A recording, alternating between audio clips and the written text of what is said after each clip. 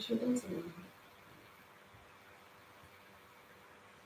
on live. Okay. Hey guys, I have never done a live before, so this is a brand new experience for me. It's going to be awesome. Scott is here. I've never done it either, so this is new for me as well. Okay. We need to know a couple things. I feel quite bare without my headphones. So first of all, we need to know if you guys can hear us very well. Oh yeah. Or at all. So a thumbs up in chat would be great. Or if you could see us, because we're not with all of Scott's many buttons. So this is a different view of our house that doesn't have as many things going on. Okay, we've got a few people in chat. Can you hear us? Thumbs up? Thumbs up. Thumbs up. Right. Is it good? All right, wonderful. Okay, let's do this thing. Okay, this is Scott. Most of you guys know him as Recovery Addict, and I recognize that most of you are his followers, and I really appreciate you coming and joining us here. You get to see another side of Scott because he does talk about homeschooling a little bit in his channel, but we're really going to dig into it, and we're going to cover the hard subjects, the really hard questions that people ask. Oh, yes, we are. She said she was going to go easy on it. Oh, but we're live now. You have no choice. And he's just going to do answering the questions that I've come up with. I've looked on the internet, common questions, and just questions that we've experienced going through homeschooling. But if you have more questions, do please put them in chat because otherwise, why do a live? So here we go. We have been married for 23 years. We have 6 kids, and we've been homeschooling about 9 years, somewhere in there. I've done the math, but I started with my oldest, and then once he got out of school, I can't keep straight how many years it's been. So it's been a while. Our oldest did finish 7th grade in public school, and then we had the next 2 kids also went to several years of public school. And when we decided to homeschool, we actually pulled out the oldest 2 and then waited a year before we pulled out the last one that was in public school. And that worked well for us. That was just the method that we used because I couldn't handle it, because I really couldn't do all of it at once. It took me some time to be able to warm up to all of the changes in my life. So that's how we did it. And we have both been mostly public school, but also homeschooled a little bit. What? Yeah, I was homeschooled in 5th and 6th grade. And I was 5th, 6th, and part of 7th. Lucky. So yeah. I won the lottery. So I'm gonna adjust something over here. Okay. So that is a little bit of background. Why we chose to homeschool our kids. Do you want to take this one? Do you want me to take this one? Let's see. Hang on a second. Let's get this. You can't see him right now, but he's ducking under the camera. You can see me, unfortunately. This is so we can see your comments. All right. Calypso's Vixen says, Amber comes in. Best advice on how to train your husband to help assist with homeschooling. I've got about 3 years to plan and start early. This is Dad's Q&A. I'm not doing Q&A. I will say the best advice I can give you for homeschooling is have a wife that's just phenomenal at homeschooling. Okay. We want everybody can do this. This is totally possible. It is a team effort, and in different ways. The sport's different. Let's start from the top end. Go start with the easy questions. Get me sort of break it in softly, and I will tell you I haven't prepared any answers for this, so I might just be. If we get the deer in the headlight look, you'll know that I'm in trouble. Whatever. He does this for a living. He's totally good. And we're going to talk about that a little bit, how what he does for a living impacts our homeschool. And it's really good. Or vice versa. Right. That's true. You guys get to hear when the doors open all the time. Okay. So why? Why did we choose to homeschool kids? Do you know the answer to this? Well, I know there were a couple of reasons. One of the big ones for us was that the school system where we were at was implementing a program that we thought was not good for our kids. It was a testing program that tests them until it broke, which, there are some tests where you have to know the limits, and that's a good method, but the ages that they were doing and the method they were doing it, and the pressure they were putting on the kids, I thought just wasn't fair. And there was a lot of kids that were struggling with that emotionally, just really having meltdowns because of what was the weight that was put on them, even so far as they knew that if they didn't do well, it could affect their teacher's career, and it just wasn't right. We said, no, there's got to be a better way. We've both had some experience with homeschool, and that was part of it. That didn't help me at all. It's one of the things where we thought, let's see if there's a better solution. We've got company. That's fun. This is live, guys. So at that point, when I started going to the school and taking my kids out every time, every time they were having these tests, I would go and pick them up for a couple hours or a half hour or whatever. Like, come on in. And then I'd bring them back, and it was causing problems with our nap times with the little kids, and it was causing problems with my big kids that they were constantly, the people in school were really, you're welcome to come in. We're just talking to the camera. Sorry. No, you're welcome. Hang on. Is there audio? Having trouble with the audio? Testing 1, 2. Is it too quiet? Hold on. We'll get this fixed. You're having class. Sorry. No, you're good. Welcome. Is that any better? I don't know. Is that? No, they can hear us. He's trying to get out of this. I gotta go check the audio. Okay, so So it was such a hassle trying to run the kids back and forth. I was putting in so much effort to make this be a good experience for my kids, and I felt like it was just a bad experience for my little kids, and it was stressing me out and causing pressure for the school district, and it was just such a problem. And then I received the notification of the teachers that my kids were going to have the next year, and I thought, forget it. I'm putting in this much effort, and we get that teacher? I was like, no. And I thought, I can fight this. I have fought it before. I can get in there. I can fight this fight. And I thought, how many more fights do I have in me? And why do I have to keep fighting? I have got so much to give. Why is it all turning into just trying to compensate and fix bad things? So I just wanted to turn that energy into something positive. And we are done bashing public school. We're just going to talk about homeschool from here on out. I will say there were some great teachers as well, public school teachers. Yeah. The public school system is not all bad teachers and not all good teachers. Fortunately, there's a mix, and sometimes you don't get a say. Right. For us, there was a particular teacher that wasn't a good fit for one of our kids particularly. Yeah. And we said, we can't, this will work, this will break him. So, yeah. And it wasn't looking good for her. Her odds were not good either. All right. Okay, what's first question? Where are we at? No, the audio sounds echoey. I bet it's because we're picking up on each other.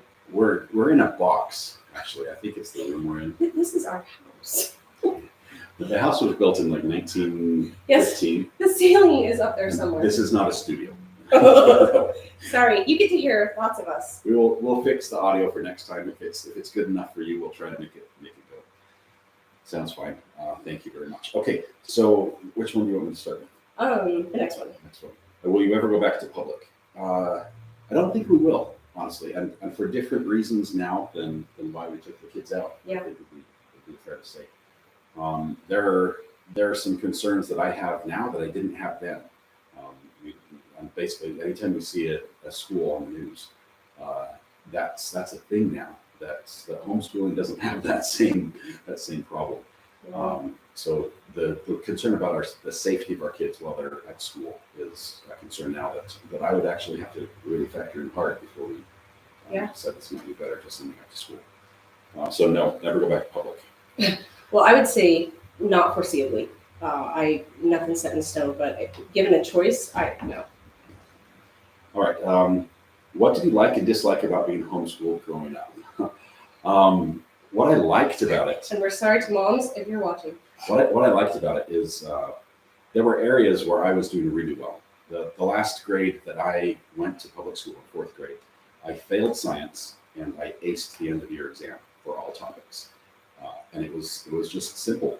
For me, I was bored.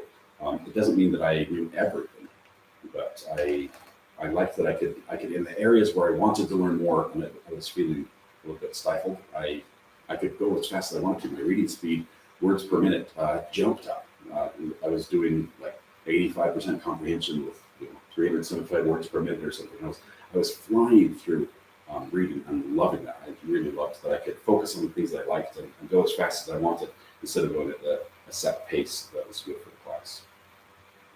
What I disliked. I think for me, I disliked not being with my friends. Mm-hmm. That was probably the biggest thing that I noticed. I wasn't a big fan of, but they were close by. We played after school anyway, so it wasn't a huge drawback. But I missed the lunchtime, the recesses where we all ran out and fought. Yeah, I played kiss tag. Did you do that? No. Neither me either. Yeah. Okay. What were your concerns about homeschooling when we first started? Actually, and I love that question, but it's come up, and let's just hit it right now. Social. This is the question. Okay, Amber, so she says, what about social activities? You have 6 kids, but I'll be working with one. Yeah. Right, I just socialize them with each other. Go in the other room. You're social. That's the thing. I would say that now almost every community, almost every state that has homeschooling, there are networks out there. There are other families, and they're not necessarily homeschooling the same way we homeschool. They might be using different curriculums or different methods, and some of them are sort of in co-ops and things like that. But more than ever before, there is a whole network of people who want to connect, who are similar-minded to you. You can find these groups and meet up, and they're meeting up at parks, they're meeting up at museums, and at state parks, and doing field trips and big things that really you don't get a chance to do in public school very often. Yeah. And so the opportunity is there. It takes more work. You have to find a group. Yeah. And I will say, when it comes to those kind of social things like a park day, when my kids were in public school, it was awkward. We took them to the parks, and they didn't know what to do, and they didn't know how to interact with people. Once they'd been homeschooled for a while, we showed up at the park, and it was like, everybody here's my friend. They don't know it yet, but they're about to, And that is all taken care of. That they just make friends everywhere we go. Our kids are really social, but they're friendly. I don't know if they're we don't do a ton of social things, but they're very friendly. Yeah. For us, also, our church activities for youth are a big part of social. So if that's not a part of your life, you might want to look at scouts at finding a club or a sport or something that's available. And depending on your state, with homeschool laws, a lot of the schools in some states are open to homeschoolers participating in the social aspects and the clubs and the sports. That's that a regular enrolled student could. Yeah. So our kids have done band, and they've done I don't think they've done anything else. Whoa, that car's gonna wreck. That's fun. Let's turn the camera. So there are a lot of social things that way. I would say get on Facebook. That there are Facebook groups wherever you are, and they're going to just say, hey, we're having a park day. Hey, we're having a group gathering day, especially this time of year. Lots and lots of people are saying, let's get together and just talk about what we are offering, what we do. We're all getting ready for next year. And so we're gearing up and talking about that. I'm not sure if you're going to talk about that, but homeschooling is very flexible. Like Gumby. Like from year to year, it's flexible. Yeah. As you're obviously going to be teaching your children progressively, as they get this certain bit of math down, they're going to advance to the next level. That's all going to be consistent and the same, but at the same time, how you teach, the methods you teach, even the curriculum can switch, and you could say, you know what, this isn't working for this student. We're going to do a different way for this one. And next year, how do you feel about that? I think that's one of the things that dads really. I can tell I'm talking fast. That's one of the things that dads really struggle with at the beginning is this is the curriculum and they need to finish it and graduate and do well. How do you deal with that? That's the next question. What are your concerns about homeschooling when you first started? I had huge concerns. Even though I had been in homeschool, I didn't really know how it went because I went back to public and it sort of just worked out. And so I didn't know how the grades went. My first thing is how do you get your grades? How do you grade them? What's the report card going to look like? Are they going to graduate? I've got all these questions. How will you get into college if you don't have a report card and all this? And so I had all these concerns that I realized were sort of unfounded because the system works. It just works differently. And everything I thought was important, that we had to follow these steps and check these boxes, aren't. It's not a requirement. That's a leap, guys. That's so hard. It was a huge mental shift to say, instead of focusing on checking the boxes, instead we're going to focus on building an education for our kids. Yeah. And the outcome is what we're shooting for, and not necessarily all the different steps. And we can flex and change and adapt the method. We get them to that point, but we don't have to do it in this lockstep sort of method where we're now going to study this for an hour, we're now going to study this for an hour.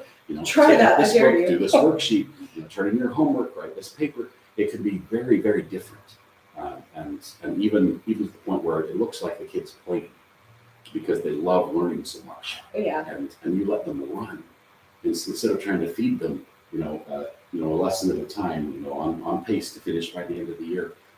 They might cover 3 years of material in a single year in a certain aspect, and then maybe they might need help on another one that they have to take a little extra time on. Okay, but let's talk about it. When you first started, were you worried about what are we going to turn out at the end of this? Yeah. Like, are kids going to be okay Yes. socially? I was worried. I didn't know how it would look. I didn't know. My worry was, at some point there's a transition. For me, there was a transition back into public school.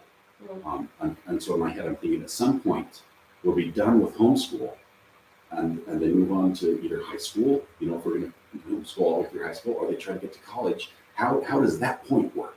Right. How do we go and take from our little divergent little path we took to get back on a step? And will they be there? And I hope nobody notices. Will they be ready and be able to just assimilate in and everything? So that was my concern. It was far enough off for us that I was willing to say, hey, I think it's important enough to homeschool because of our concerns for our kids that right now I can take this step and be okay with it. And we'll figure out some of the rest of the stuff as we go. I knew other people were doing it.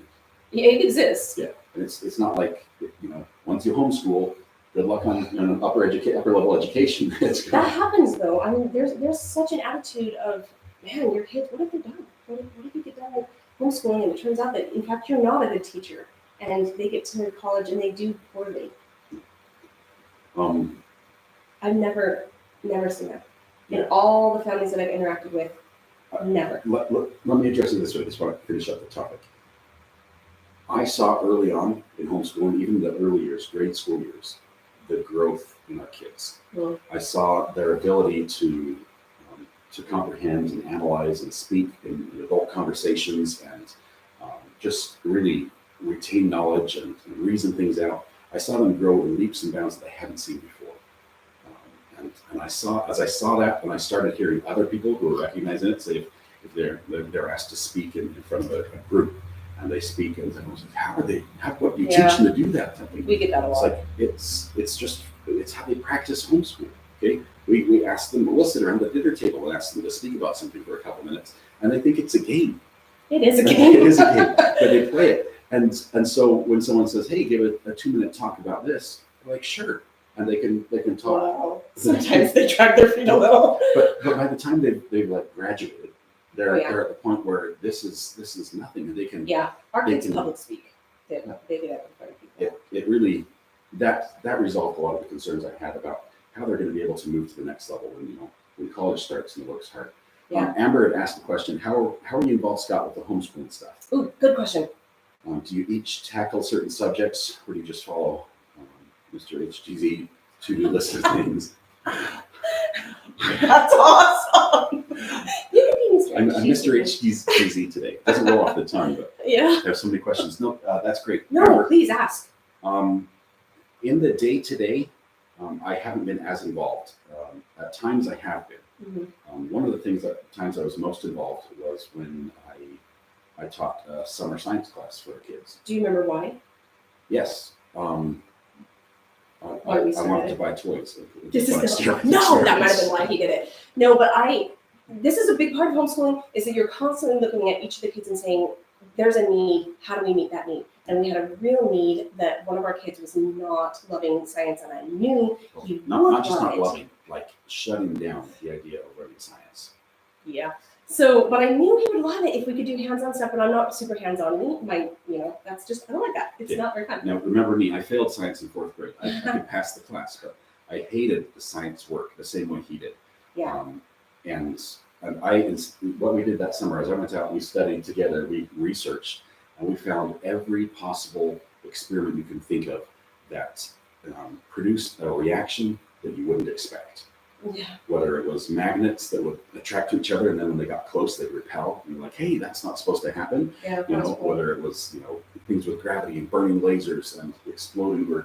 He had a weight that he had on a pendulum. He took the weight, and it was a ring weight. He took it and he took it to his chin, and then he dropped it. Now, here's the thing with pendulums: they never go past the longest point, but they will go to almost to the longest point. And he turned, and he got clocked him right in the face. Like that's wrong. Don't do it like that. I was trying to demonstrate that you could start, think if you're standing on a swing, by a swing, you pull the swing back to your face and you let go. If you hold perfectly still, it's going to lose energy and it's not going to hit you. But I didn't calculate the spin, and so it. So all these kids are watching. Bad example. Yeah, but, not like that. But no, we took all these classes. We taught like 6 weeks of classes where we had 10 experiments a day. Yeah. Underwater smoke rings and weird wiggle. What do we do with the little sticks? It was a wave machine. Wave generators. You can see how sound waves travel using little skewers and gummy bears. Easy experiment to do. That we're going to do that. We demagnetize things using fire, and there were so many fun experiments. We had a huge, it looks like a trampoline, but it's made out of stretchy spandex, and we used that to replicate the space-time continuum and how gravity works, and we just built all these things. And by the end of this course, and we invited other students, public school students, to come and participate as well. By the end of the course, I mean, the kids loved science. It made sense, and they're going out and they're doing their own experiments, and they're saying, "Hey, I can try this. Let's experiment. Let's see that." That was a lot of work, but it was so much work. I got so many fun toys. I still have the burning lasers. Yes, we still have the vortex as well. And I find that with homeschool happens a lot, and this is going to sound really terrible. But there's always somebody out there who's hungry, who's starting that class, who's really putting in the effort. And so I sort of like find those people and just, I don't want to say use them up, but I definitely benefit from their enthusiasm that they're showing up at the beginning, and it's not something they've been doing for 10 years and it's not fun anymore. They are bringing a lot of energy to it. And so I like tapping into those people. They're just great mentors. So that's what Scott did, and that was really helpful. We do a lot of field trips as well. And I get to be part of that when we go places and do things.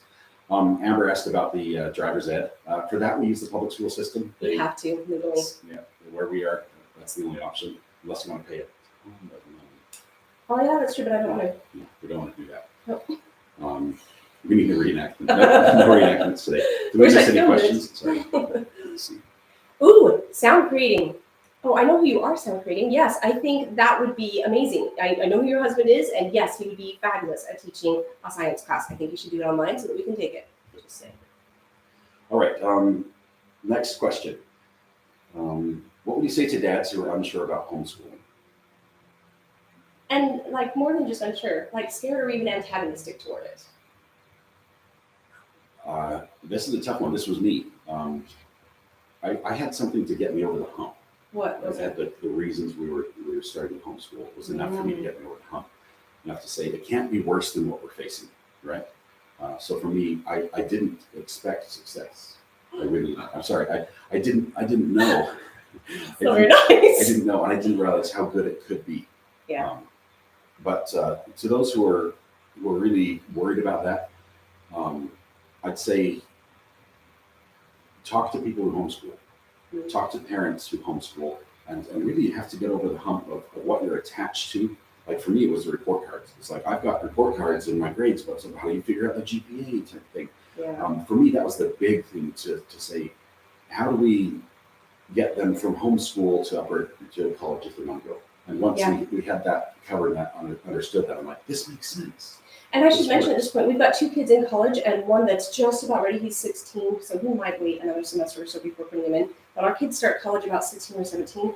It happens. You can get in. There are ways to get into college, and they do well at college. Yeah.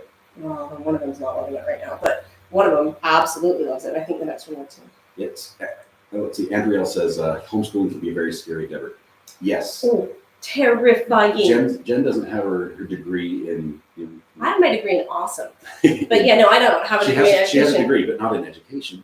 She hasn't, trained to be a teacher, and you don't need to be. And the reason why that stands out is because when you look at your kids, there's nobody who knows. I'm going to drop that. You can use it. There's nobody who knows your kids and loves your kids and wants them to succeed as much as you do. Right? There's no matter how good a teacher you have out there or they've had in the past, none of them are invested in your kids' success as much as you are. And I just think it's important to note here that does not equate directly to, and therefore you'll be a great teacher. But what it equates to is you're going to keep coming back at it. You will keep looking until you find the way that works for you and your kid. And it may be that you're like, it's just public school, but I'm going to have to be more engaged in the afternoons. But you will stick with it, whereas a public school teacher will say, man, 1 of 30, close enough. So what I would suggest is do some research on different homeschool methods, and there are a lot. You have videos on several of them, and find one that you say, I can try this. I can do this. I can do this for a year. This might be a stretch for me. I'll work in this way.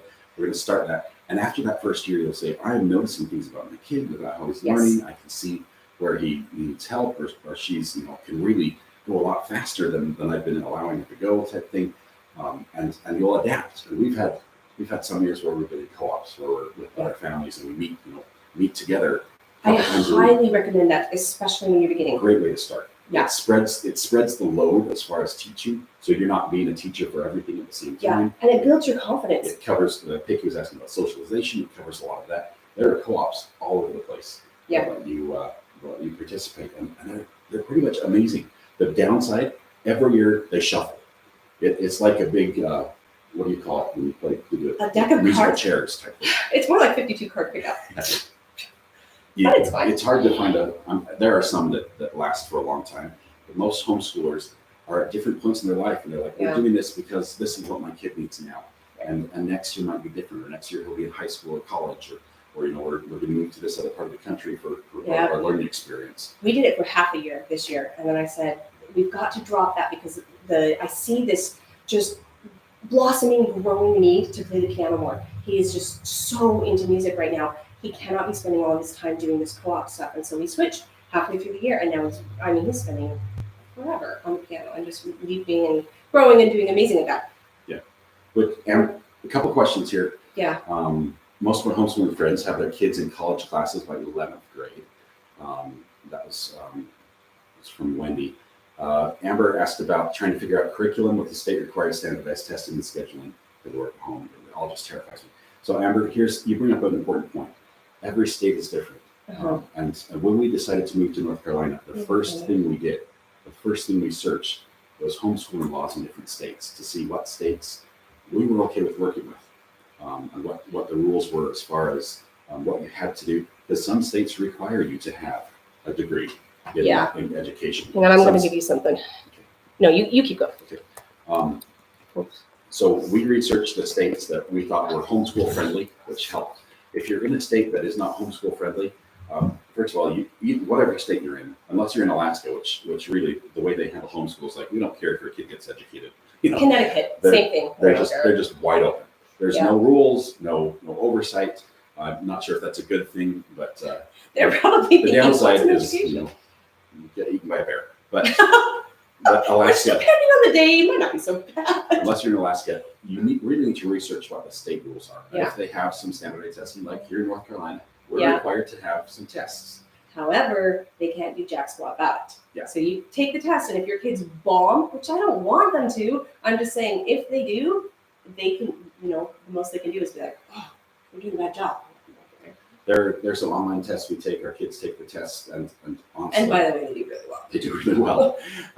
But there are ways to meet the requirements, but you need to do the research. So the link that it wasn't a link, but that's if you just look at that, it's actually hslda.org. That covers every single state. Just click on your state, and it's going to talk about the laws and the process, and it will say, this is what you need to do to start it. This is what you need to do to continue. So like for us, continuing means every year we have to do yearly testing, and I also have to have a record of how many days we've homeschooled.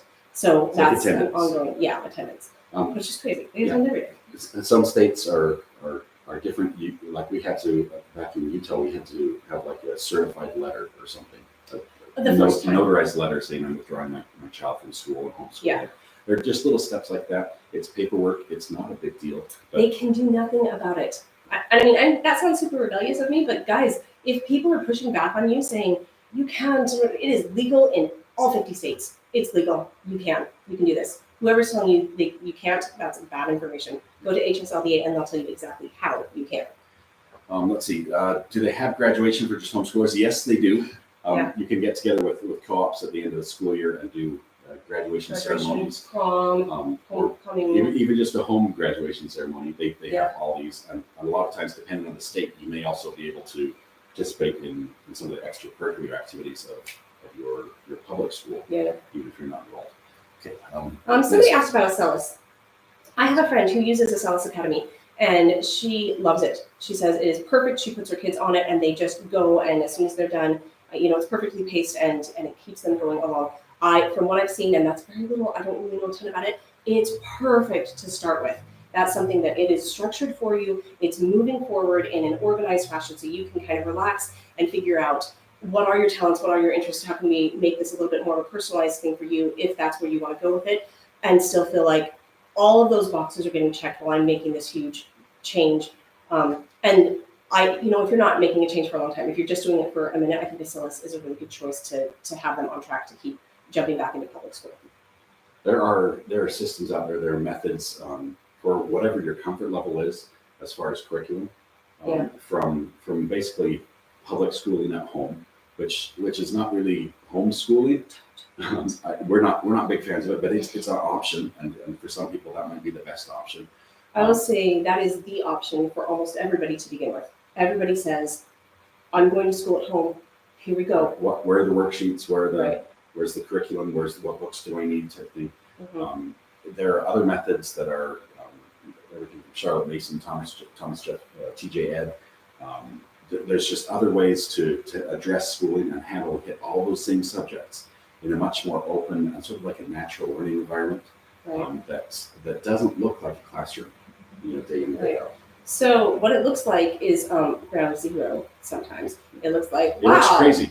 It looks like right before we went live, this room was packed with Legos because we have kids that engineer things in their mind and create contraptions. I can build this house and a stick figure out of Legos, and he's building like working catapults with pendulums and things. He built a Da Vinci machine. That we were studying about Da Vinci, and so he was like, "I can do this." He gets all the Legos out and he created like a cut 'em up Da Vinci machine. I was like, "Oh, he made some non-war machines, but that's cool. Whatever works." Ivan says, "I'd be nervous for topics I'm just not highly proficient in, like advanced math." Oh, good question, Ivan. Yes, me too. Advanced math, that is not my strong suit. On this one, I rely on my wife. It's mine. I like math. I can do some math, but it's just not. You give me geometric stuff, something I can reason out and see and shape. It's great. But you start giving all the letters to me, it looks more like spelling than math, and that's not where I'm strongest. But luckily I married a woman who's very smart at it. So I do like math. I think when I've taken tests on my different intelligences, math and logic is really high. I do really well at that. But I will say, if neither you nor your spouse likes math, you're fine. Or you don't love PE, or you don't love whatever. You don't have to teach your child everything. Just because you're homeschooling your child doesn't mean that you are the only teacher in your child's life. Outsource as much as you want. Get them in clubs, have other teachers, get them in co-ops, involve them, have online schools. You don't have to do math ever. Yeah, both of you are core of the subject. If maybe neither one of the parents can teach science or has any experience there, that's just like if your brain shuts off when you think about it. Yeah. That's where you start looking at the co-op and saying, hey, do we have a science class? Is there a cooperative group that we can join just for that? And usually there is. Yeah. And it's gonna be fantastic, and it just works. The system just works. It's other parents like you who are looking for the same thing. They might be strong and say, I can teach science, but I can't do math, or I can teach science and math, but English for me is just. I just need somewhere to socialize my kids. Can we just join the co-op, and I'll be happy to teach math if you will just play with my little kids. Yeah, that's good. It's the co-ops work especially well because most of them have a very low cost. There'll be costs for like materials and things like that, but your actual fees, what you'll be paying is your contribution. You're taking a small portion. You can say, I can teach English. I can do the reading hour. I can do whatever it is to hold to take care of your portion of the load. Yeah. Well, it's all spread out amongst the other parents. Yeah. We've sort of hit this, will my kids be able to get a job, go to college, start a business? Like, does homeschool actually prepare you for life, or are we going to get done and dump them out there and say, good luck and leave that? Yes, more so than public school, I'd say. If you look at public school on pretty much every state I've heard of, you'll find kids that are graduating high school who don't know how to balance a checkbook, who don't know how to make a budget, who don't understand some simple principles of entrepreneurship. Yeah. And these are things that you can really delve into in a homeschool setting and say, let's not just learn about it. Let's set up a company. Let's do this. Let's put you in charge. We can, the money we would have spent to enroll you in a class or something. Let's let you start a business with your business idea and sell something online on eBay or something like that, and let them dive in and have experience and say, okay, we're going to do this. Our kids had a business where they set out flags, and they called it game day flags, where they go around, they knock on doors. There were like two big colleges in the area, and you were either a fan of one or a fan of the other. And so it didn't care who you were. They'd say, we'll either put out the red or the blue sign for you on the game day when your team's playing, and so we'll you pay us the money, and we'll come around in the morning. We'll put a little spike in the ground, put your flag up, and you can show your team's pride. And so they played off this rivalry. We had neighbors who would be like, hey, I'm going to buy the opposing team from my neighbor. Yeah. So I'm going to put this flag in their yard. We loved our neighborhood. And so the kids got to experience some salesmanship. They got to doing a door approach and saying, here's what we're doing. Here's a little business card that we printed off from Vistaprint or something for $5. Yeah. And they can they can say, I'm a business owner, and here's the money, and I'm tracking the expenses, and here's how we're growing. And eventually they sold the business. Yeah, because we moved, so they had to sell the business. Yeah, and so yes, I'd say these the experience you can have, especially in that area with entrepreneurship and learning about those things is fantastic in homeschool. It's your opportunities are only limited by your imagination. So ours are kind of limited. Yeah. So good luck. Okay. Which one? Say, how does being an entrepreneur interact with homeschooling? Because you are an entrepreneur, how does that impact how we homeschool, or how does homeschooling impact you? Okay.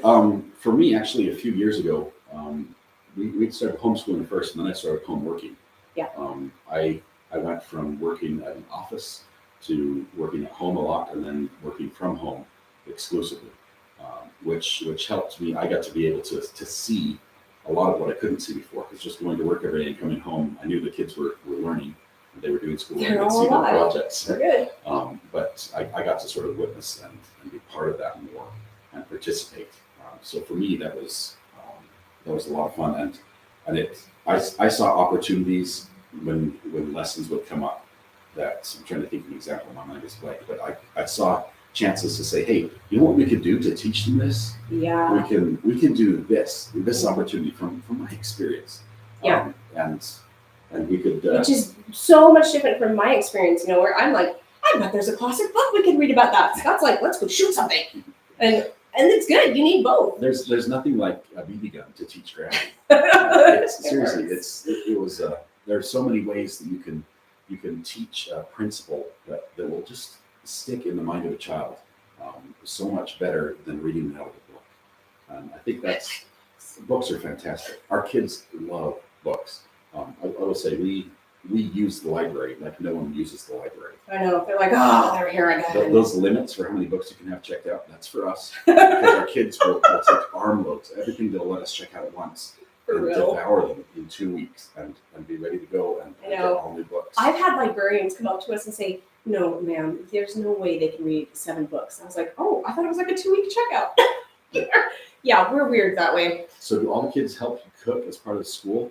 That's a survival thing. That's sort of a big family thing. We've done that for a while. Our kids, some are more interested in cooking than others, and we don't force them to rotate. It's your turn, you have to cook type thing. Yes, we do. Right.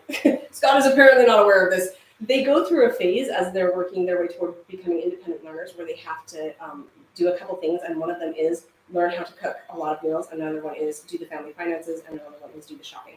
And so there is a period of time where I say, you are in charge of cooking, because I need you to be able to get to college, or whenever you move out, I don't want you to do what I did, which was, say, oh my gosh, nachos for like 3 years before I discovered that you could do something else. I'm losing questions here. Sorry. Okay. Yeah, I think there's some questions up above. Let's see. Homeschool graduates are very successful in life. Can be. Some. Can be, yeah. I would say most. How do you create a quiet space in your home for parents who are working at home? If you find a solution for this, please tell us. If you've been on any of my live streams, you'll hear back door, front door as the alarm's going off, and the kids are pounding down the stairs. Don't hit your brother with that. Or running, sliding the rolling chair down the hall. Yeah.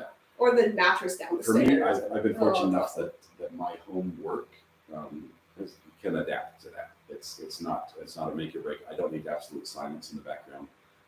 A lot of people on my live stream just laugh. It's like, hey, I can hear a little RA. Somebody got hurt? You're like, yep, we'll go check and see if there's blood. Oh, there was that. A couple times that has happened. But I do have an office. Yeah. Like when I We're go out, lucky that way. I'll close it off the office. If they need to come in and get me, they can. And you'll see me cover up the live stream sometimes and answer questions or Open pickle jars. Yeah, whatever we need to. It's been really good. But what if you don't have like a dedicated office? Because we For did it homeschool? before. No, for you. We did the house. At that time, I wasn't live streaming, so for me, I could. Just go in the room. I could, if I needed to take a phone call, I could step into a quiet room or something, or maybe step outside. So that I just adapted, and it was good. I was made do. Yeah, if you have a space where you can close the door, that's ideal. Sound creating. If you're doing sound creating, obviously, That's gonna be a thing. a quiet space is a lot more important, and that might take a little more work, especially if you're doing recording that has to be. They have to sleep sometime. So it might take a little adjustment there. Let's see. So do all the kids help us cook? I would say right now we have, like, our daughter loves to cook. And We are not in a phase right now where anybody's trying to accomplish this as part of our learning cycle. So it's just, she loves to cook, and anybody who wants to join me, and when we do food prep, I pull her in. And we have one son who will make macaroni and cheese as many times as he possibly can in a row. It doesn't Stop trying it. But let's see. Let's join my friends to homeschool as well. What about exams to get into college? Yes. Good question. Do you want to answer that one? Yeah. So this is one of the greatest ways to get into college when you homeschool your kids is just do well on the ACT and the SAT. So generally when my kids get to be about 15, 16 years old, we take a semester and we just do SAT prep or ACT prep, and they're out there. Classes are out there. People are teaching You this. can do online classes to prep for the ACT or the SAT, which are going to be your two main college entrance exams. Yeah, I've never done an online class. I've always done in person. But either way, you can take the time and say, you're going to get a credit for this even, and you get in the high school years, that's worth a credit to do ACT prep. It's frustrating to me because I feel like it's just a test. It's an important test though. So teaching them test-taking skills, and really when you homeschool for a lot, that's almost all you're teaching them. It's not that the information is very hard for them. They know the math, they know the science, they know how to read, but test-taking, time management, stress management, all of that kind of stuff is something that you can practice during this ACT prep. And of course, they'll go over the content as well. So that is important. And also the early college enrollment options. As a homeschooler, it's wide open. Concurrent enrollment. There's opportunities for oh my goodness, the experience is so good. They get to get their feet wet in college. They get to get some credits. They get their foot in the door, and a lot of colleges, once you have some credits, the entrance is so much easier.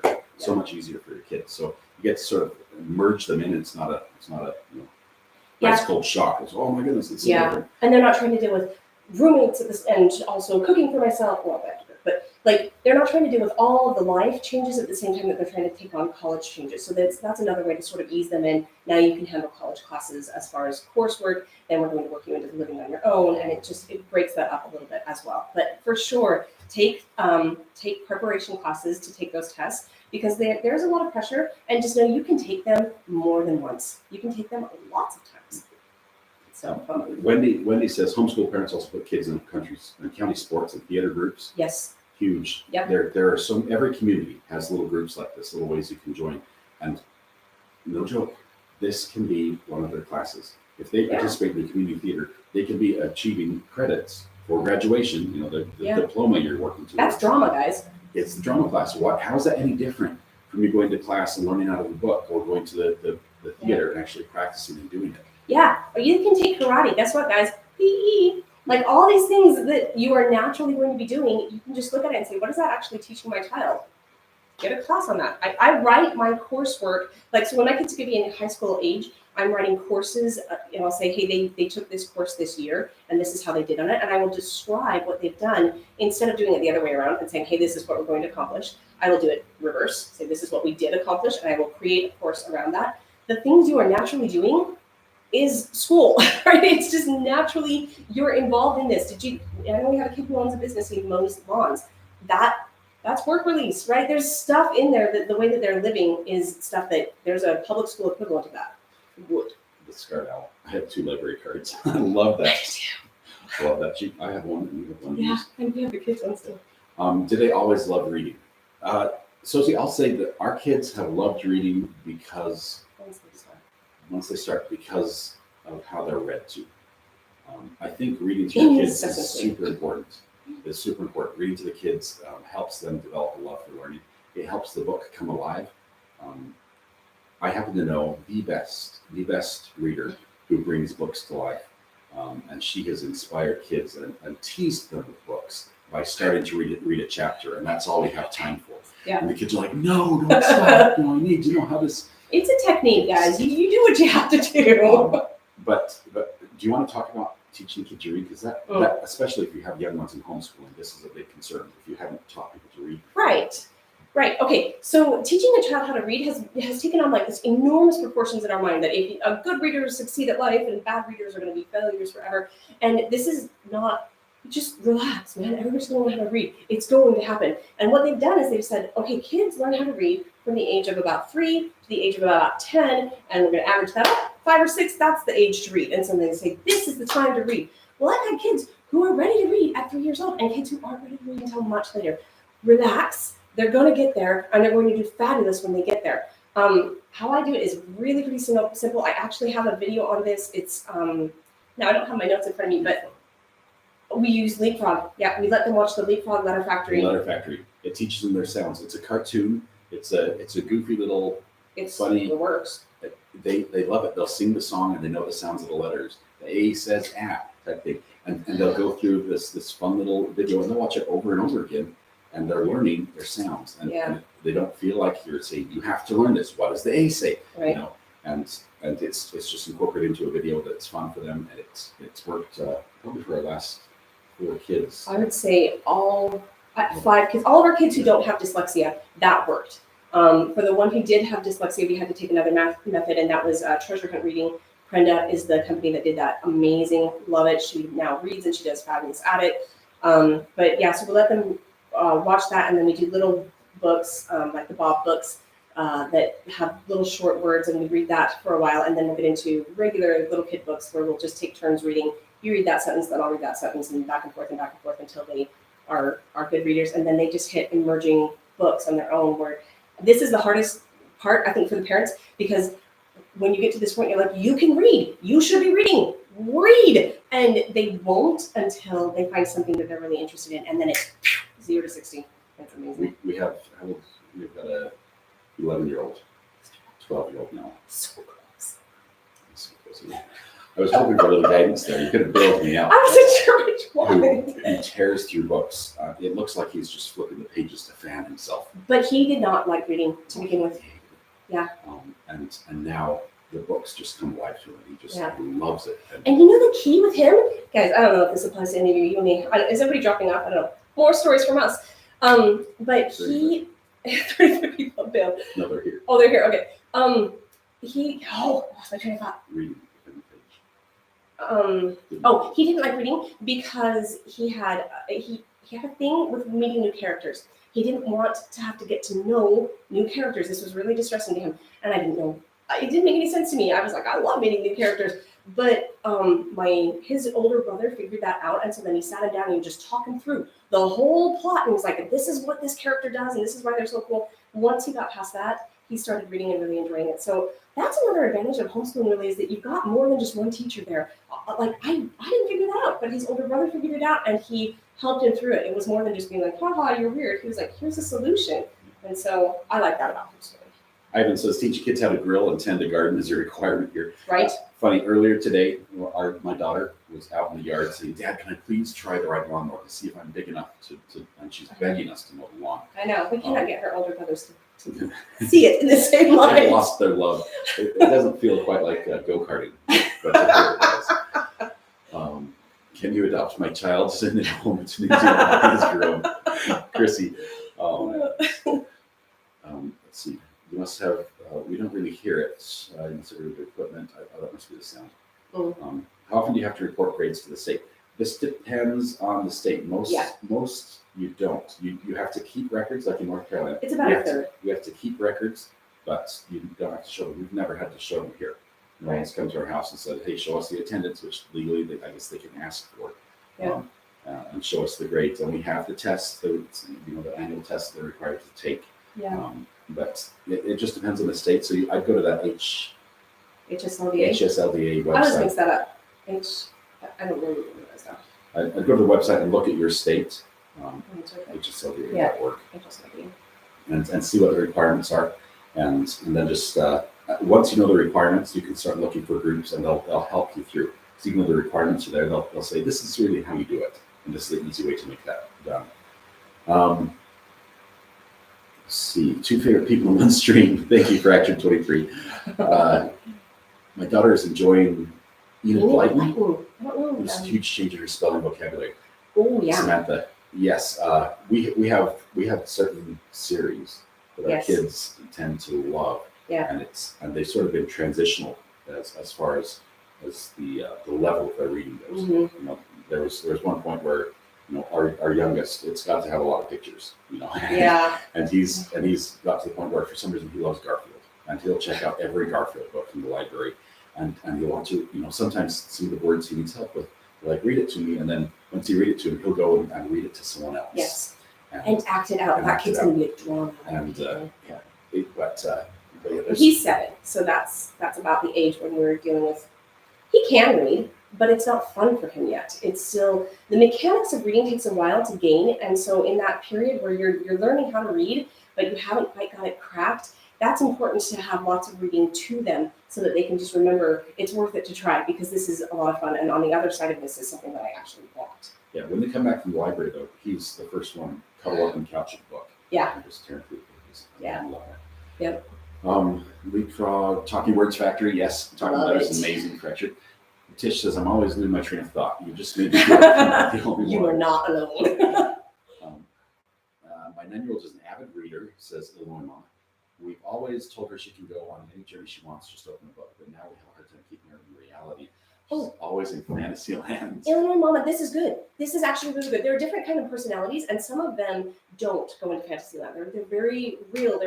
Those are your engineers. They're the ones who are going to scientifically and mathematically figure out the world, and that's cool. I mean, I'm not saying good or bad on either one, but some people are really, really imaginative, and when you let them be in that place where they just are in this fantasy land, and I'm not saying you're not. I'm sure you are, but what is so fabulous about this is that she's just going to blossom and grow, and there's so much happening here that she's learning and developing that by the time she comes out and is able to express what's going on in her head, she might be a writer, she could be an inspirational speaker, she could be a fabulous communicator. Everything that's happening in her head, she probably has amazing intrapersonal skills. So yes, Fantasyland shows just amazing internal intelligence going on there.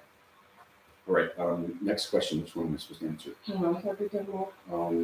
Let's see. Our homeschooling has changed. We talked about how it's taken different shapes over the years. Yeah. What would you say to dads who don't think their wives can do it because they're disorganized, not a trained teacher, not able to keep it all together before they decided to homeschool? I would say it's sort of we started on that road already. No one is better suited to take care of and care for and teach your children than you are.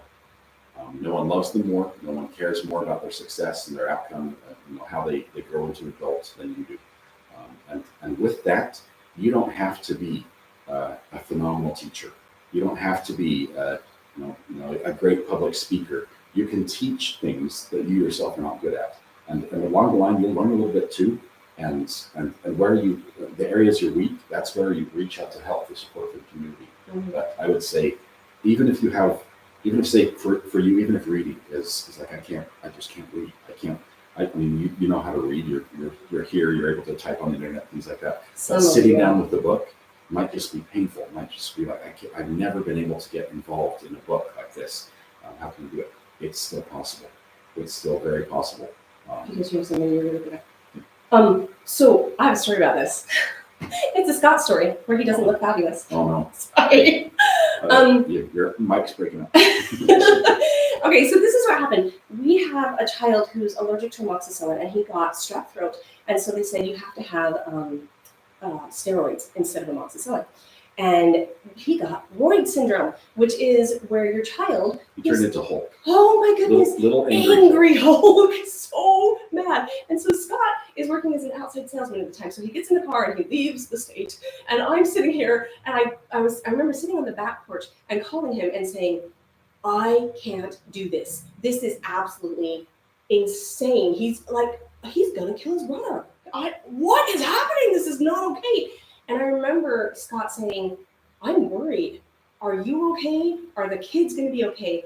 And in that moment, I was so upset. And I said, I don't need you to be worried about me. I'm worried enough about me. I'm scared that I'm not in control of this situation in any of its facets. What I need from you is confidence that I can make it through.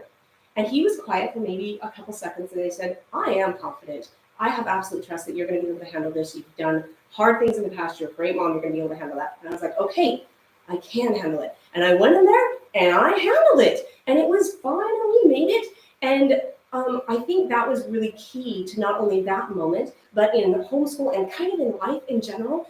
I don't need someone to be worried about me not being good enough for this. I got that base covered.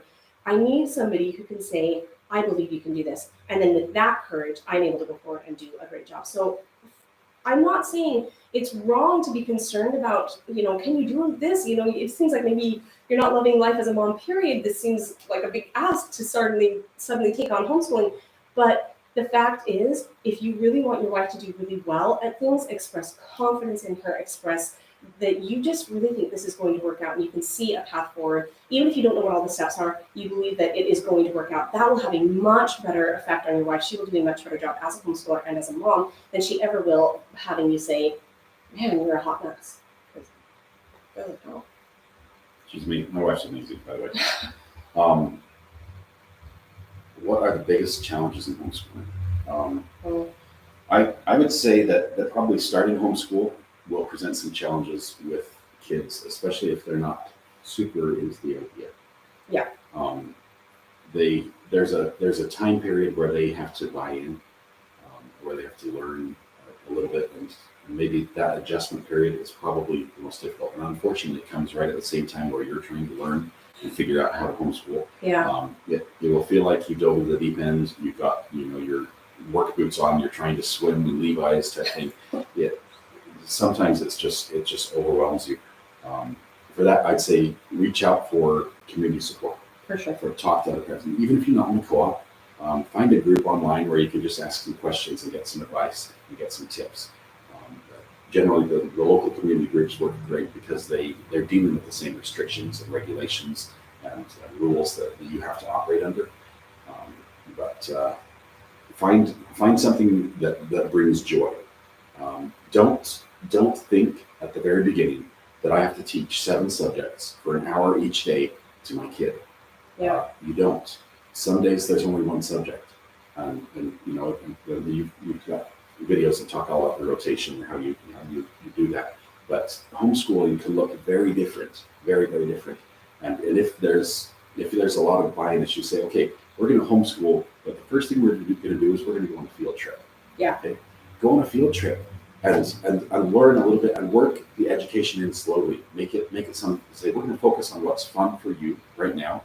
Obviously, we're not just going to play video games all day at home. That doesn't work. We don't do video games much at all at our house. But find something that your kid would enjoy doing. That you could say this is actually part of school. This is fun. Okay, this is something you want to do. For homeschool, we're going to the ninja gym. Yeah. And we're going to do some challenges, some physical fitness challenges, and we're going to try to understand how the science of it works out, and things like that. Or don't, even at the beginning, I would say don't try to work school into, don't try to hit it so hard on the head. Just go to the ninja gym. just have fun as a family. Just let them know that we are going to learn together, but it's just not going to be miserable, because most kids who don't want to do homeschool is because they have this idea that homeschool is going to be miserable and that their mom and dad are going to be get to work all the time. And you just need to say, this is a different idea. This is something you've never imagined before. We are going to have so much fun, and just stay there until everybody calms down and gets to the point where they're like, I do like science, as long as you're not going to sit over me and make sure that I write everything down exactly right. Once that relaxes a little bit, then you can start incorporating and saying, hey, we've healed our relationship. Now we can work on learning. There is a period of, I guess, I don't like the word, but unschooling. Where it's called detoxing. Detox. Or deschooling. Yeah, where you're shifting the mindset, both for you as a parent and for your child, into this new learning mode. It should not be extremely lengthy, but there's a period of transition. And I think for that period of time, it might even be helpful for the parents to sort of eliminate the word curriculum from their vocabulary briefly. I mean, it may be later on that you start working in curriculums again, but take that structure piece out. Take that, attend, sit down at the desk, open the book and learn type idea of learning out, and remove that, and allow more flexibility, and understand that the process works, that kids love to learn. Yeah. They just need an opportunity in the method and the way they learn. Some kids learn just by hearing things. Some kids, talking about the different learning styles. They're great video to talk about. You might have kids that have two different learning styles at the same time. Mm-hmm. Sitting down with both of them, trying to study out a book is going to be great for one and awful for the other. Right. But take just a little bit of a break to start to pick up on that and ease into it. Right. And just to say, hey, it's more about home than it is about schooling. And it is not, guys, I want my kids to graduate and do fabulous. I want them to go to college and do fabulous. I want them to make it in the real world and do fabulous. I'm not saying let's give up on succeeding at life. I'm saying the path to success at life does not always follow what we think it will. It's not always getting A's on this. It's not always accomplishing everything that's inside this book. Sometimes, most of the time, it's when your relationships are where they're supposed to be. It's when you're able to say, hey, I really love you. And because they feel loved, they're able to just jump in and really enjoy learning. All of that stress and all that pressure we feel is normal, and it's okay to put it on us. It's okay to say, I don't know anything. That was my biggest thing. When I first started homeschooling, I was shocked. I had done really, really well in public school, and I just thought, I am dumb. Like dumb butt. How did that happen? And it took me a really long time to just study and learn, and to wake up my love of learning. Because I did not love learning when we first started homeschooling. I felt like I need to get this done. I need to accomplish these things and just check that box. And once I was able to just relax and get into things that I was really fascinated with and love learning, now I love learning. And I love learning hard stuff, but I didn't love learning hard stuff to begin with. I just loved learning stuff that was fun for me. So I went through my own journey as a homeschool mom. If you're on your journey, and you are, because we all are, you're good. Wherever you are on your journey, it's fine. If you're feeling so stressed out, that's the beginning of the journey. That's what gives us the impetus to go forward and figure things out and decide which way we want to go forward. A lot of times I look at it and I'm like, I'm so stressed, that must mean this is wrong. No, being stressed means I've got a problem that needs to be solved. And usually when it comes to homeschool, it's like, how do I do this? How do I accomplish this? And then in that process of trying to figure out how to accomplish it, I at least came to the conclusion that why am I doing this anyway? What is the point of education, and how can I accomplish that goal instead? Because it just really is not about getting A's. It's about being a good person. It's about understanding things that really matter and living well. Now, how am I going to accomplish that? That's a completely different question. And I got there by being stressed out, by saying, I do not know anything. And then I started studying. No one starts out being a great homeschooling parent. Where is that? It's fine. Yeah, my wife, she ends her videos saying, what you're doing matters, and you're doing a better job than you think you are. And that's the truth with homeschooling. The fact that you love them and you want them to learn, you're helping them learn. It's having a bigger effect than you think. And even on the days when it's hard, where it's like they didn't pay attention all day, I don't think we made any progress. We're worse off than we were at the beginning of the day type thing. It's working. It takes time. There are good days and bad days, and overall you look back and you'll say, wow, I'm so glad we went this route. We've missed a Yeah. couple questions. Yeah. Natural Empress had a few. I think she was talking about socializing. We talked a little bit about that. We have not had, um, uh, we have not seen that myth about the social myth where the kids are so awkward they can't be around anybody else. I think we've not seen the socially awkward thing because No. we have some Awesome. extracurricular, Yeah. whether it's a church youth group or Yeah. a sporting group or band. Or You're not disconnected. This is a false idea that if you're homeschooling, you're going to be completely disconnected from kids their age and they're not going to be able to interact with them.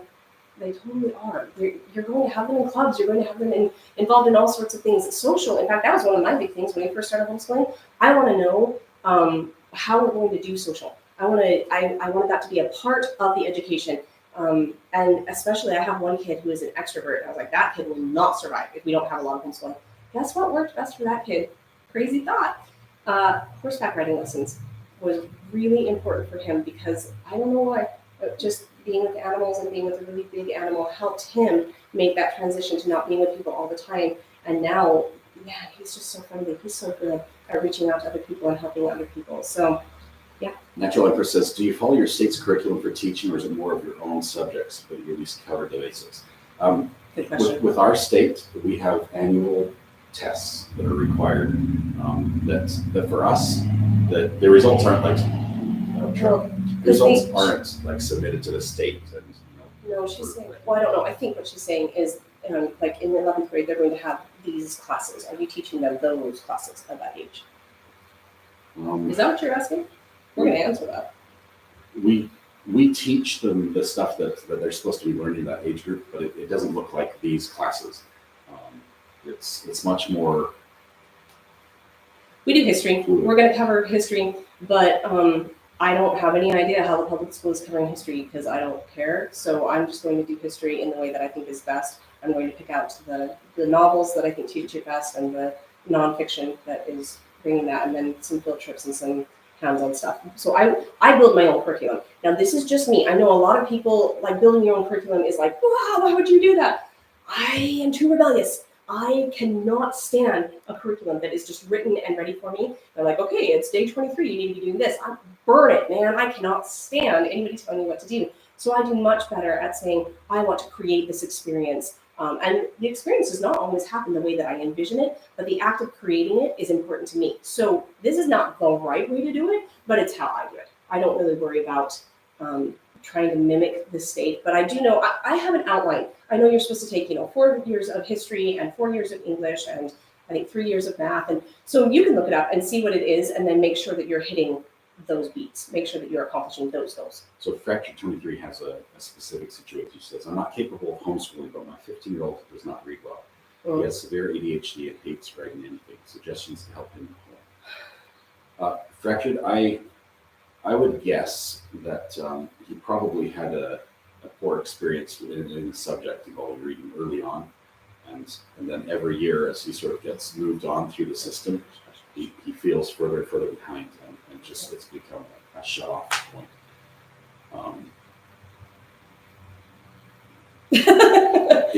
Don't come here for solutions. You've got a very tough situation. Yeah, that's hard. It's not easy. You have to back up on this one. Yes. To find where the hang-up was. And and allow time, if you can, release that pressure on him to do well on that right now. Yeah. Because trust me, when you find what the hang-up was, whether it's a math hang-up, it's like I never got fractions and I just can't get by that. And now I can't move forward in math because I don't understand fractions. When you find that hang up and he says, okay, now fractions are making sense. I'm using the math example. This would work for reading as well. Yeah. Once you say, hey, it's okay, we'll go back and find the point where it is good, where you understand or what you don't understand, and work through that at your own pace. And once he gets through that, you're going to see that once that roadblock is gone, that his learning can accelerate and he can make massive increases in learning in a specific area. Once he's like, okay, now I get it. Now I've got that basic that I can build on. And you can see in some areas once they have that they can grow very fast. At 15 years old, it's a challenge because there's a lot of social pressure. There's an expectation, and honestly, when it's reading, it's going to affect everything. Because how do you study history if you can't read, or how do you, all these other subjects just require the reading. So the reading is a big part. I would try to focus on that as best you can. If homeschooling is not an option for you, I would look for an outside tutor that will be able to take him in an environment where he's like, it's okay, you can't read, it's fine. And let's just build it up and make him comfortable with it, and make him be able to start and go at his own pace. And once he realizes that he actually can, and once he learns that little bit that he's missing, once that missing puzzle piece is filled in, he's going to say, now it starts making sense, and you'll see rapid growth there. And then that growth will spill into the other areas as well. I would say you have probably two issues going on there. And the first is confidence, that he's not having confidence if he feels like this pinnacle thing, again, that it's so much focus on it in America. But of course, I love reading, and reading is important. I don't want to diss it, but I'm saying there's just so much pressure on this one idea that if you're struggling in this one area, you feel like it's all collapsed. My worth as a human being is just garbage.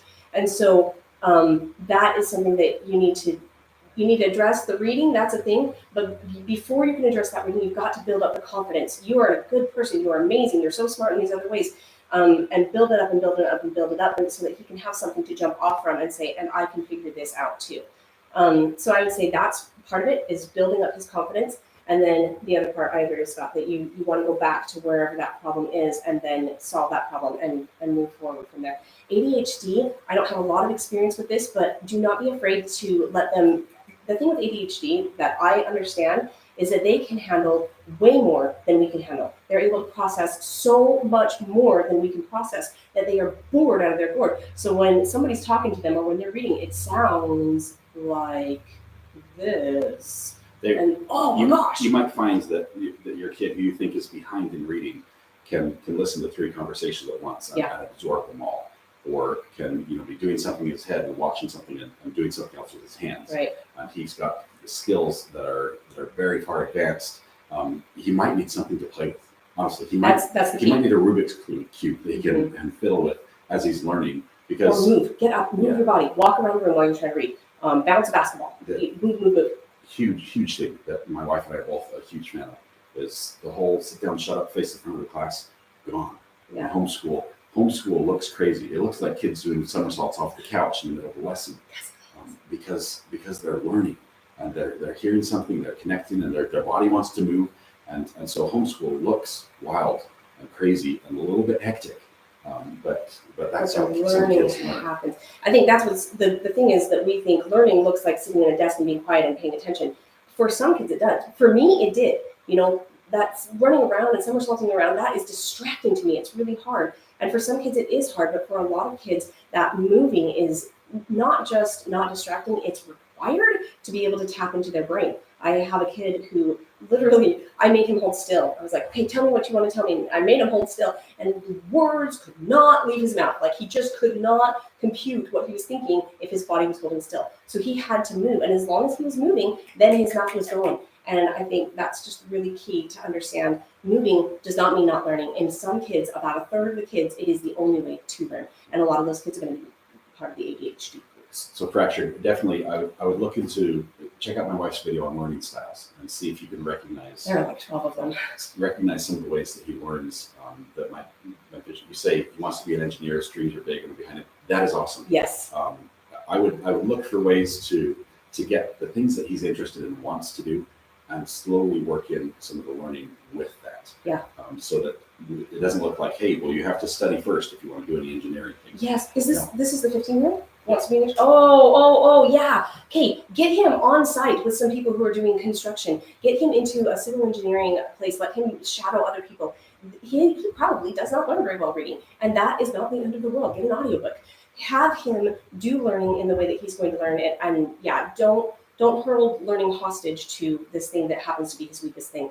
In the book Strengths Finder, they really talk about that we spend so much time focusing on our weakest point, and it's like, hey, all of us are geniuses in our own area. If we can just sort of hit that, just get it over the bump on the ones that are the hardest for us, and then explore all the areas that we are so good at, you're going to have passion, you're going to have interest. If he already knows he wants to be an engineer, go that way.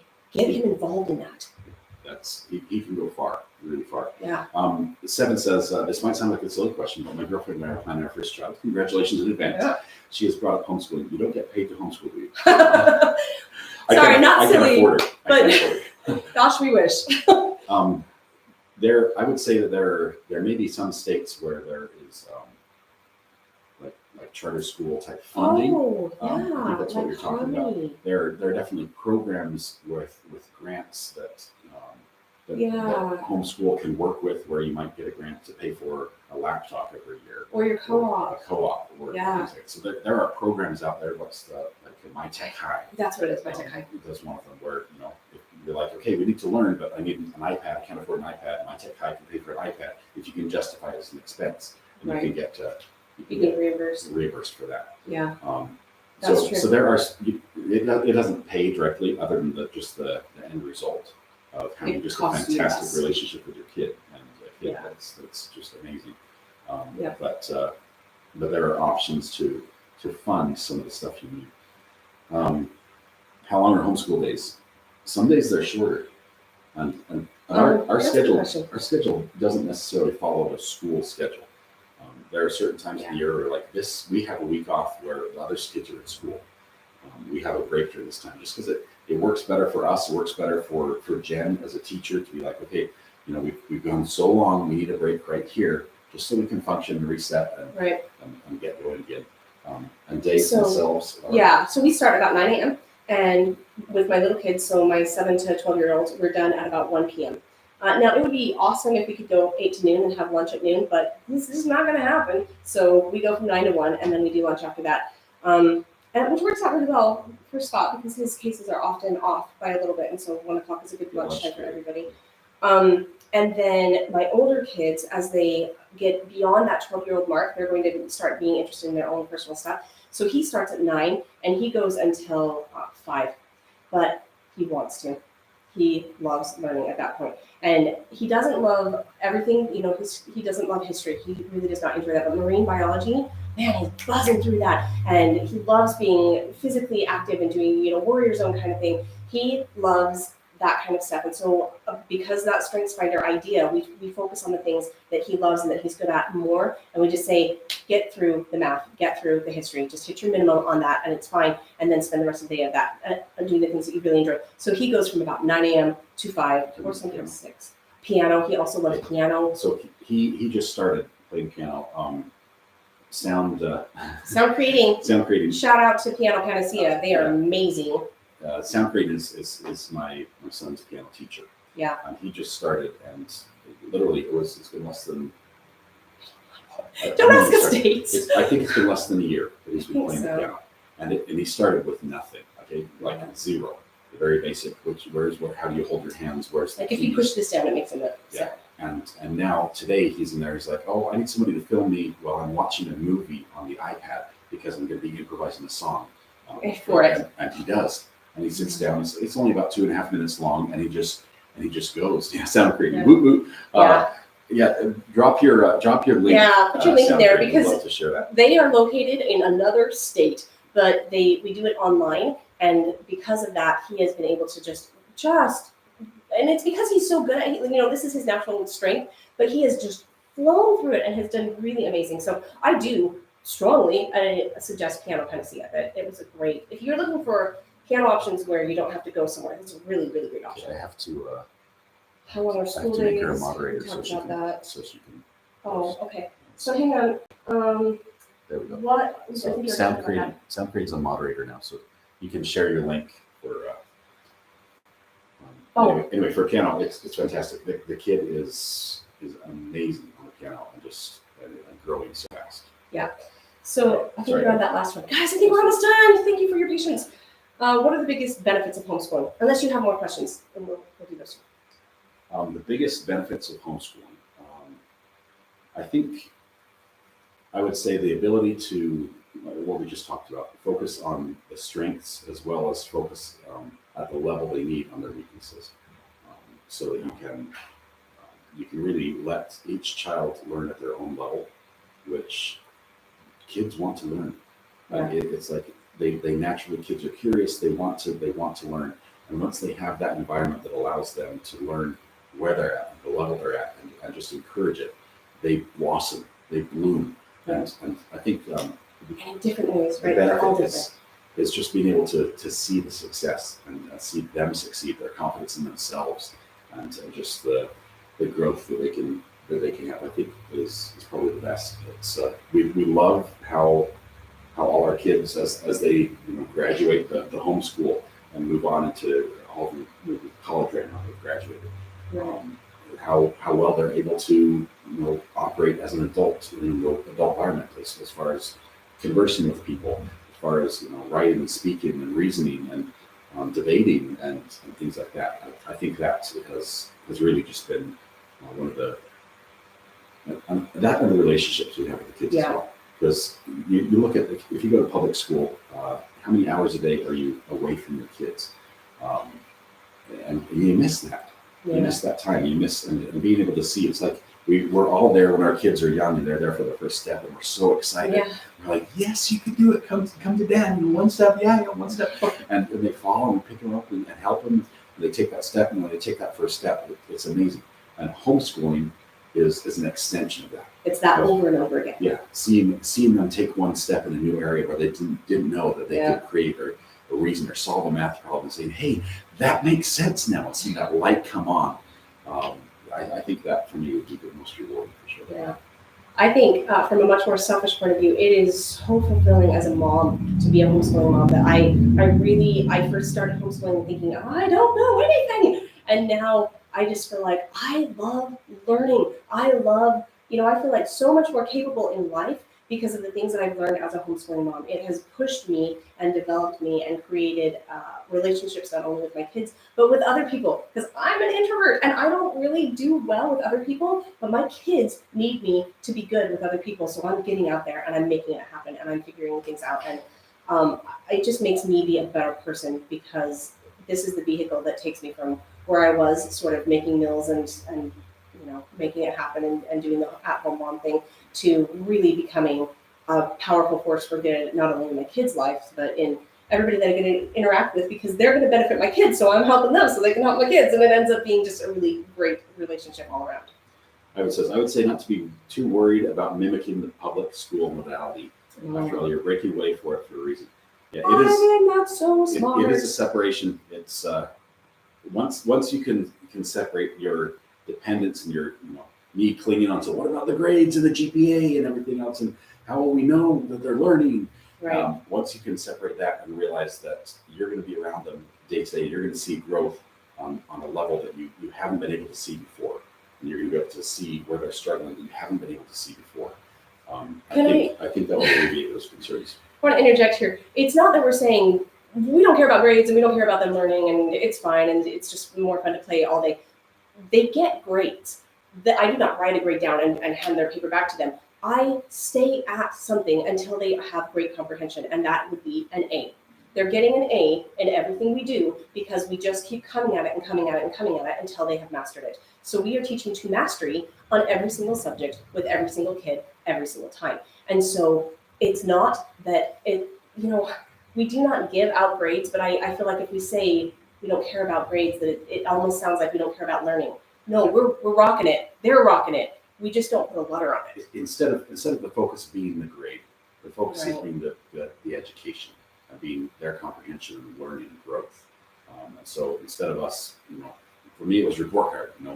How will they get a report card? How will we know that they're learning? Right. And instead, because they are able to teach it. Basically, they know it so well that they can teach their little brother or sister or a friend or you. They can teach it back to you, and that just shows that they're learning. And that's how we.